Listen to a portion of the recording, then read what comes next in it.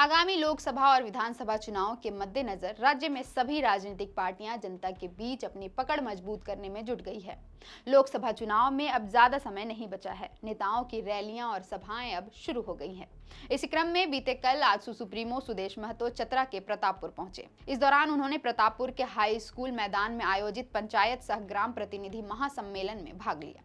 सुदेश महतो ने प्रतापपुर की जनता को संबोधित करते हुए राज्य की सोरेन सरकार पर खूब निशाना साधा। खासकर सूबे के श्रम मंत्री और चतरा विधायक सत्यानंद भोक्ता पर जमकर हमला बोला।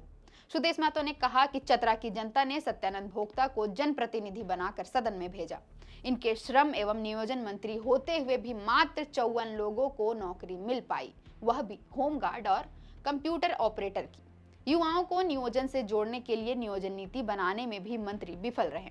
सरकार रोजगार मेले का आयोजन कर प्राइवेट कंपनियों में युवाओं को काम के नाम पर ऑफर लेटर थमा देती है, पर दूसरे राज्यों में जाकर 10 से 12 हजार के काम से किसी का घर बार चलता है क्या? जो लोग बाहर गए वो काम छोड़कर वापस आ गए। राज्य के युवा इसका जवाब इन्हें देंगे।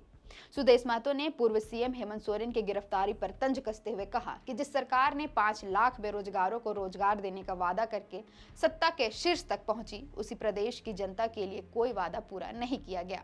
उन्होंने आश्चर्य व्यक्त करते हुए कहा कि प्रदेश का शीर्ष नेतृत्व भ्रष्टाचार के आरोप में जेल के सलाखों के भीतर है और उसका मंत्री अपने विधानसभा क्षेत्र में नगड़ा और डुगडुगी बजाकर लोगों को मूर्ख बना रहा है। सुदेश महतो ने सोरेन सरकार की अबुआ आवास योजना पर भी सवाल उठाया। झारखंड मुक्ति मोर्चा की वर्तमान सरकार पर तीखा प्रहार करते हुए बताया कि अबुआ आवास योजना के नाम पर महज अवैध वसूली गांव के गरीबों से किया जा रहा है।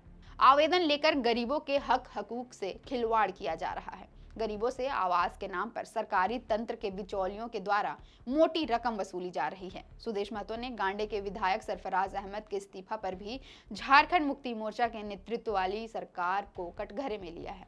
उन्होंने बताया कि इस सरकार ने एक अल्पसंख्यक समुदाय को भी नहीं बख्शा है। प्रदेश के लोगों के उम्मीदों पर राज्य सरकार पूरी तरह फेल रही है। लोकसभा चुनाव को लेकर सुदेश महतो ने कहा कि चतरा से एनडीए गठबंधन का उम्मीदवार चुनाव में उतरेगा।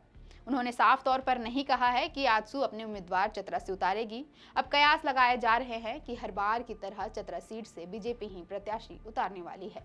फिलहाल के लिए इतना ही। मेरा नाम है अवंतिका और आप देख रहे थे thefourthpillar.news। आप चाहते हैं कि हमारे वीडियोस का नोटिफिकेशन आपको बिना देरी के मिलता रहे तो आप इस चैनल को फॉलो और सब्सक्राइब जरूर कर लें। बाकी आप हमारे काम को लेकर कोई सुझाव हमें देना चाहते हो तो कमेंट बॉक्स में आप सादर आमंत्रित हैं।